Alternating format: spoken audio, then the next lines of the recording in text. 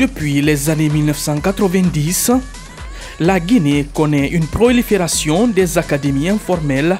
Les jeunes leaders se constituent en entités sportives pour espérer devenir des professionnels. Tel est le cas de cette académie basée au quartier Lambagny, dans la commune de Ratoma.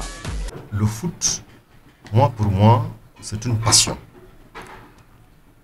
Bien que je n'ai pas été professionnel en Guinée aujourd'hui, mais j'avoue que j'ai tapé sur le ballon de façon informelle, de Kindia jusqu'ici, parce que je suis né à Kindia, grandi et tout.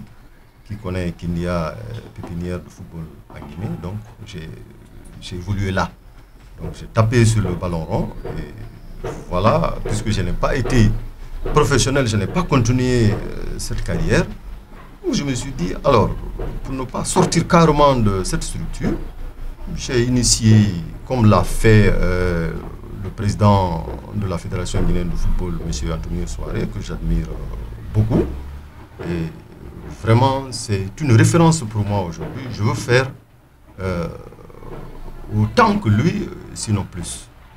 Donc voilà ce qui m'a vraiment amené à créer cette structure. Tu travailles avec le ballon. Si tu n'as pas la maîtrise du ballon, comment est-ce que tu peux devenir un footballeur? L'académie dénommée APAF Guinée entendait Association pour la promotion des académies de football en Guinée à 8 jours en 2014. Ici, 3 catégories de jeunes âgés de 8 à 19 ans sont formés sous la supervision d'un entraîneur sénégalais. Il s'appelle M. Douno, c'est un ami. D'ici, de la Guinée, du Sénégal, on s'est côtoyé partout. Je l'ai donné, je l'ai dit un jour, je voulais vraiment, j'ai une structure que je veux mettre en place dans le domaine du football. Il m'a dit, tiens, moi je suis dans ça. Il m'a expliqué, il m'a montré ses diplômes. Je dis, mais alors, toi, tu seras bienvenu en Guinée pour vraiment essayer de collaborer avec moi dans ce domaine-là pour pouvoir vraiment développer le football à la base en Guinée. Je suis venu avec le décès de mon père, je suis venu rendre visite chez lui. Il m'a fait venir ici au terrain, il m'a présenté l'équipe. J'ai dit bon d'accord, je vais venir un jour pour essayer de donner les séances d'entraînement avec cette équipe-là. Ainsi dit, ainsi fait. C'est Kemo Dino, c'est un entraîneur de haut niveau parce qu'il a la licence CAP. Son arrivée a fait que 2 mois, mais aujourd'hui tout va bien avec les enfants. Par rapport à 2 mois de travail là, le niveau des enfants commence à rehausser. Ça, il faut te dire la vérité.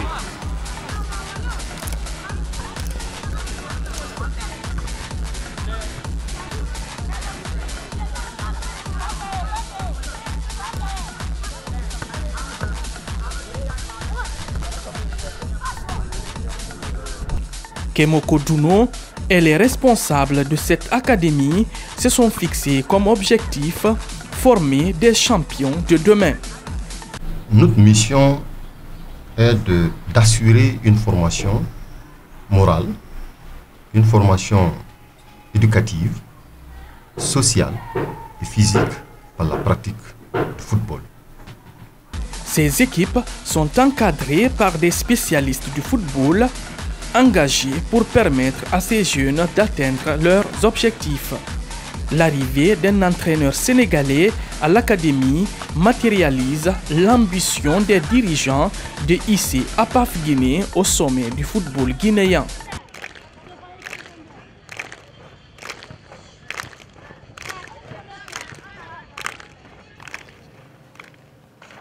APAF Guinée a certes des ambitions pour le rayonnement du football en Guinée, mais il dit être confronté à des difficultés d'ordre infrastructurel. Toutes les équipes aussi ont des difficultés, sincèrement. Mais le terre battu aussi, les gauches ils ont habité à ça. D'ailleurs, on a même proposé avec le directeur technique d'aller lieu le terrain qui est là à côté, de temps en temps, d'aller entraîner là-bas avec les gosses pour essayer d'habiter là-bas. Bon, en fait, ce qui manque à ces enfants-là, il faut se dire la vérité, c'est un problème d'infrastructure. C'est tout ça. Parce qu'on évolue dans un terrain où même vous voyez quoi, c'est un terre battu. C'est pas facile. Avec des exercices, c'est difficile à les appliquer quoi. si on avait une infrastructure, on avait la possibilité d'être dans les tombes comme Tartan, on verrait mieux que ça. En tout cas, j'ai confiance à ça. Ce n'est pas à mon niveau ici seulement que ce problème existe, c'est partout. Mais c'est le lieu de vraiment remercier les autorités locales de Lambani qui m'ont appuyé, qui m'ont soutenu en me cédant ce terrain aujourd'hui qu'on appelle la Russal de Lambani. C'est là où les jeunes s'entraînent aujourd'hui. Donc c'est là où nous sommes en train vraiment de mettre tout en place aujourd'hui. Mais bien sûr c'est un projet, mais un projet à long terme. J'ai un domaine à Koya, dans le district de Mangata. J'ai plusieurs hectares là-bas. J'envisage faire vraiment réaliser tout ce qu'il y a comme infrastructure dans le domaine sportif, dans le domaine du football, dans le domaine sportif en général, notamment le football. Je vais créer toutes ces infrastructures-là, là-bas. Le domaine est là, les papiers sont disponibles, il y a un plan de masse et tout ce qui s'ensuit. Donc, j'avoue que je veux faire comme M. Anthony Soiré l'a fait à Dobrica. Tout de même, les responsables entendent mettre les moyens pour réaliser leur rêve, celui de mettre en place dans quelques années une académie digne de nom. Je suis en train de mettre les bases, c'est-à-dire mettre un noyau, comme vous l'avez vu sur le terrain, le noyau de joueurs, l'encadrement et tout, je suis en train de mettre ça en place. Et la démarche administrative, j'ai aujourd'hui élaboré le statut, le règlement intérieur, et j'ai adressé une lettre au ministère de l'Intérieur et de la décentralisation pour agréer l'association.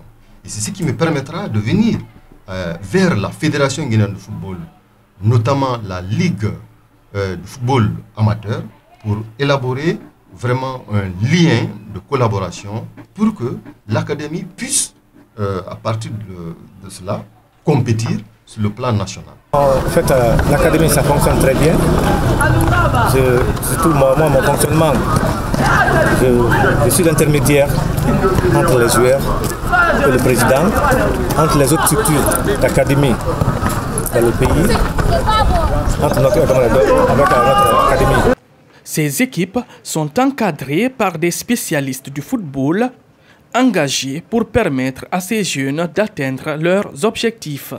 Je suis là à la tête de cette équipe comme entraîneur, mais je serai aussi assuré.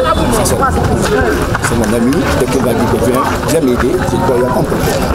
Par contre, je ne vais pas demander de conditionner. Je travaille comme ça avec lui, sincèrement. La spécificité de cette académie, c'est la découverte des talents à travers des détections. On a deux volets pour faire la détection. Pour un premier volet, on a déjà un noyau. On avait fait la détection depuis le départ de cette académie. On prétend faire une autre détection après le mois de carême. Mais on a d'autres joueurs aussi qui viennent vers nous, qui veulent s'adhérer dans cette académie. On les a testés. Ils sont à l'attente pour le moment.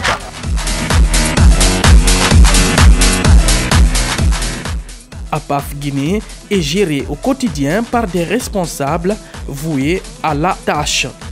Je suis sûr et certain, avec le soutien et l'appui de mes collaborateurs, qui sont aujourd'hui vraiment très efficaces autour de moi, d'ici la fin d'année 2017, début 2018, je suis sûr et certain, APAF pourra compétir avec toutes les autres académies.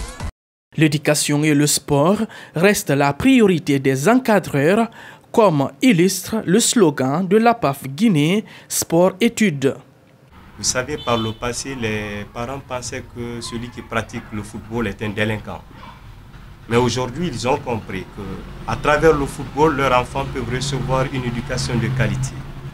Qu'à travers le football, leurs enfants peuvent être recadrés. Et socialement, il y a déjà un pont. Et ce qui reste, quand les démarches seront closes, je crois que chacun va rentrer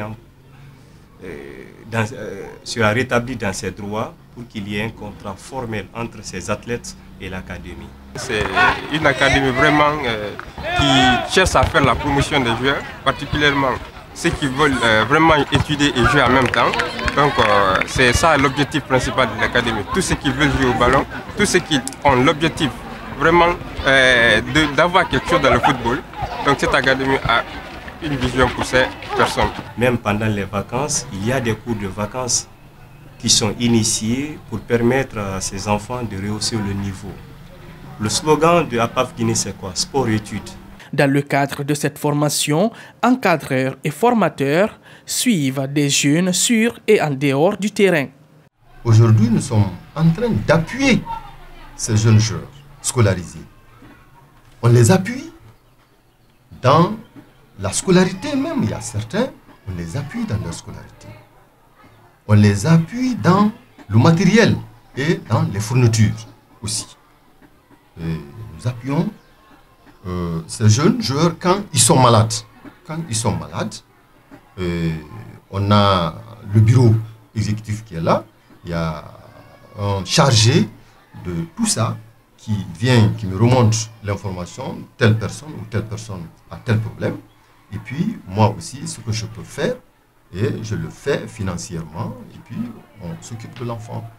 Et ce n'est pas tout le monde, il faut dire la vérité, c'est dans la mesure des possibilités, dans la mesure des possibilités, des moyens que nous disposons aujourd'hui avec la cotisation de jeunes, des moyens, des ressources propres et extérieures aussi.